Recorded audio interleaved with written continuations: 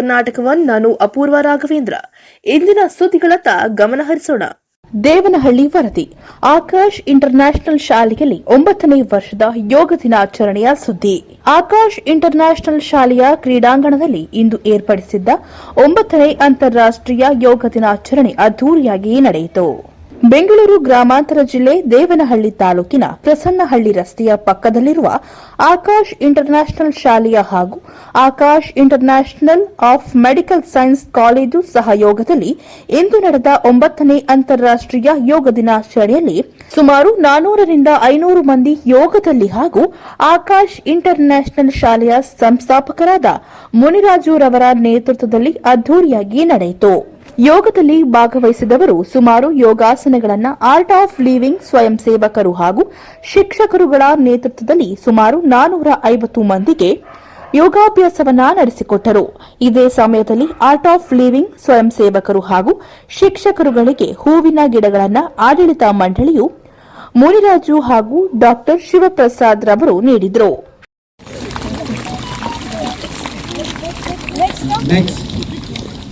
Next, I would want Srinath sir to come forward. Yes. Sir,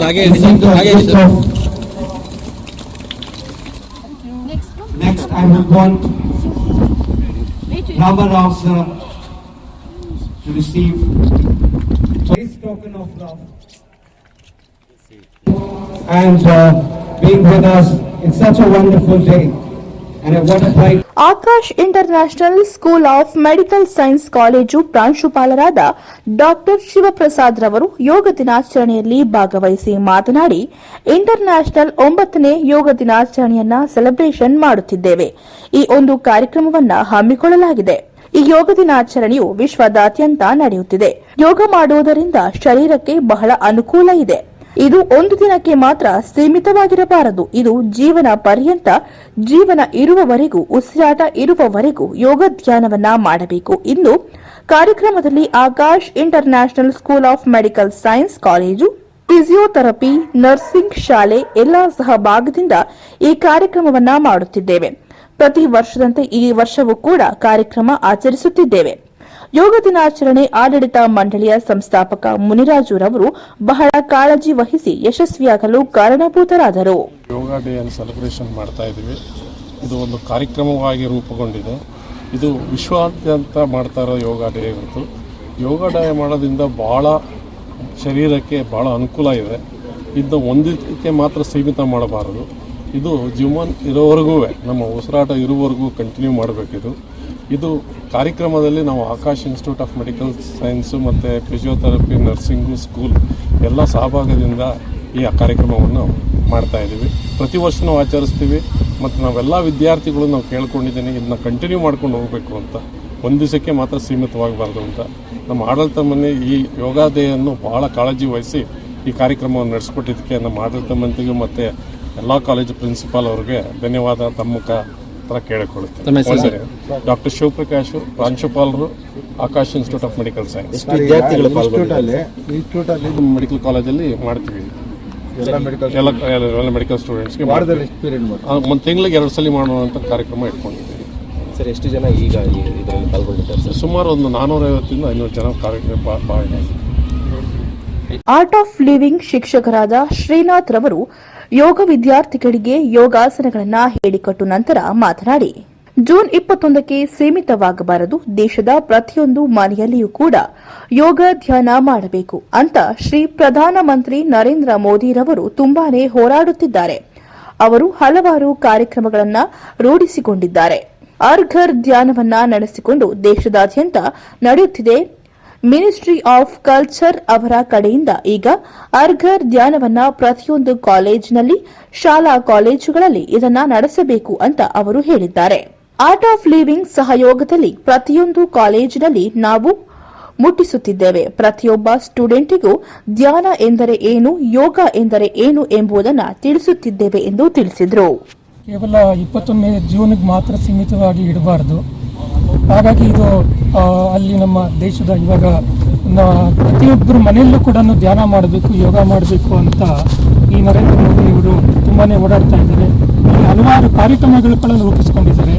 ಇವಾಗ ಎಲ್ಲರಿಗೂ ಗೊತ್ತಿರಬೇಕು, ಹರ್ ಘರ್ ಧ್ಯಾನ್ ಅಂತ ಒಂದು ಕಾರ್ಯಕ್ರಮವನ್ನು ನಡೆಸ್ಕೊಂಡು ಬರ್ತಾ ಇದ್ದಾರೆ. ಈ ಪೂರ್ತಿ ದೇಶಾದ್ಯಂತ ನಡೀತಾ ಇದೆ. ಇಲ್ಲಿ ಈ ಮಿನಿಸ್ಟ್ರಿ ಆಫ್ ಕಲ್ಚರ್ ಇದೆಯಲ್ಲ, ಅವ್ರ ಕಡೆಯಿಂದ ಈ ಹರ್ ಘರ್ ಧ್ಯಾನ್ ಅಂತ ಹೇಳ್ಬಿಟ್ಟು ಪ್ರತಿಯೊಂದು ಕಾಲೇಜಲ್ಲಿ, ಸ್ಕೂಲ್, ಶಾಲೆಗಳಲ್ಲಿ ಇದೊಂದು ನಡೆಸಬೇಕು ಅಂತ ಅವರು ಹೇಳಿದ್ದಾರೆ. ಅದಕ್ಕೆ ಆರ್ಟ್ ಆಫ್ ಲಿವಿಂಗ್ ಪಾರ್ಟ್ನರ್ಶಿಪ್ಪಲ್ಲಿ ಇದೊಂದು ಪ್ರತಿಯೊಂದು ಕಾಲೇಜ್ಗೂ ನಾವು ಮುಟ್ಟಿಸ್ತಾ ಇದ್ದೀವಿ. ಪ್ರತಿಯೊಂದು ಸ್ಟೂಡೆಂಟ್ಸ್ಗೂ ಧ್ಯಾನ ಅಂದರೆ ಏನು, ಯೋಗ ಅಂದರೆ ಏನು ಅನ್ನೋದನ್ನು ತಿಳಿಸ್ಕೊಡ್ತಾ ಇದ್ದೀವಿ. ಪ್ರತಿದಿನ ಅವರು ಪ್ರಾಕ್ಟೀಸ್ ಮಾಡಬೇಕು ಅಂತ ಅನ್ನೋ ಒಂದು ಮೆಸೇಜ್ನ ಕೊಡ್ತಾ ಇದ್ದೀವಿ. ಸರ್, ವಿಶೇಷವಾಗಿ ಮಕ್ಕಳಿಗೆ, ವಿದ್ಯಾರ್ಥಿಗಳಿಗೆ ಯಾವ ಆಸನ ಮಾಡಿದ್ರೆ ಅವ್ರಿಗೆ ಏಕಾಗ್ರತೆ ಸಾಧನೆ ಮಾಡೋಕ್ಕೆ ಸಾಧ್ಯ ಆಗುತ್ತೆ? ಅಲ್ಲಿ ಕೆಲವಾರು ಆಸನಗಳಿದೆ. ಇದು ಒಂದೇ ಆಸನ ಮಾಡಬೇಕು ಅಂತೇನಿಲ್ಲ. ಇದು ಯೋಗ ಅಂದಾಗ ನಾವು ಪೂರ್ತಿ ಬಾಡಿಗೆ, ಮೈಂಡ್ಗೆ ಎಲ್ಲದಕ್ಕೂ ಬರಬೇಕು. ಹಾಗಾಗಿ ಪ್ರತಿಯೊಂದು ಆಸನನೂ ಇಂಪಾರ್ಟೆಂಟ್ ಆಗುತ್ತೆ. ಪ್ರತಿಯೊಂದು ಆಸನ ಮಾಡಬೇಕು, ಪ್ರಾಣಾಯಾಮ ಮಾಡಬೇಕು, ಧ್ಯಾನ ಮಾಡಬೇಕು. ಅದರಿಂದ ಫುಲ್ ಆಲ್ರೌಂಡ್ ಡೆವಲಪ್ಮೆಂಟ್ ಆಗುತ್ತೆ. ನಮ್ಮ ಹೆಸರು ಸರ್? ನನ್ನ ಹೆಸರು ಶ್ರೀನಾಥ್. ನಾನು ಆರ್ಟ್ ಆಫ್ ಲಿವಿಂಗ್ ಅಲ್ಲಿ ಶಿಕ್ಷಕ. ನನ್ನ ಜೊತೆ ವನಿತಾ ಮೇಡಮ್ ಇದ್ದಾರೆ, ಆಮೇಲೆ ಶ್ರೀನಿವಾಸ್ ಸರ್ ಇದ್ದಾರೆ, ಆಮೇಲೆ ರಾಮರಾಜ್ ಸರ್ ಇದ್ದಾರೆ. ಆಕಾಶ್ ಇಂಟರ್ನ್ಯಾಷನಲ್ ಸ್ಕೂಲಿನ ಉಪನ್ಯಾಸಕ ಚೇತನ್ ಜಸ್ಪಾಲ್ ರವರು ಮಾತನಾಡಿದರು. Physical health.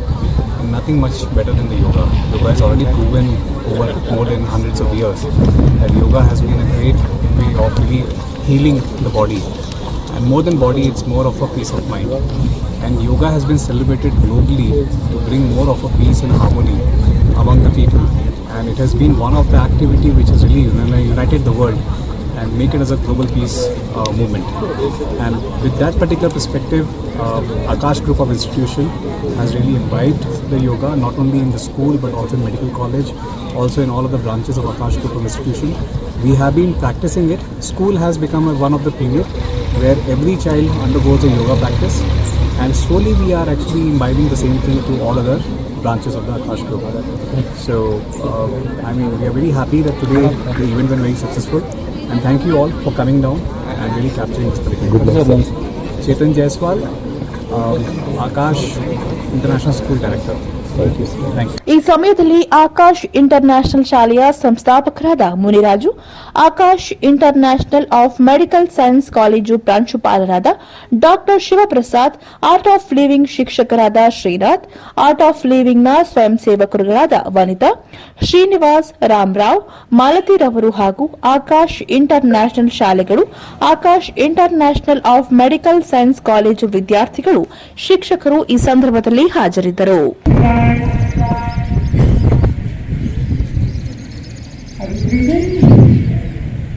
Let's take it backward.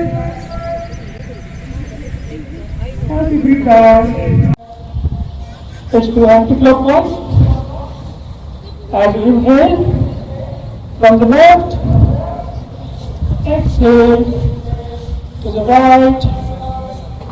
Continue. Inhale to the right, left. Exhale to the right. Inhale to the left. Exhale to the right.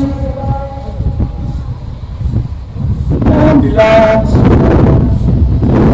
Hands behind the body. Spine straight. Observe the breath. Observe the body.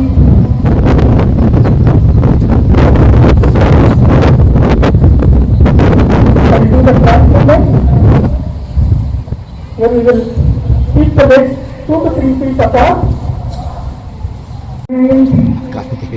Now we jump forward. And the trunk is parallel to the ground. Exhale. Jump forward. Rest the palm on the floor.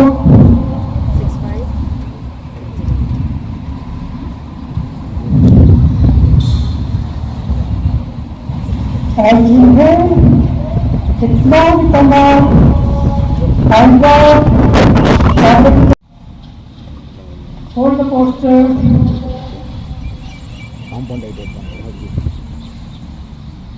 As you inhale, slowly come out, exhale, Lord.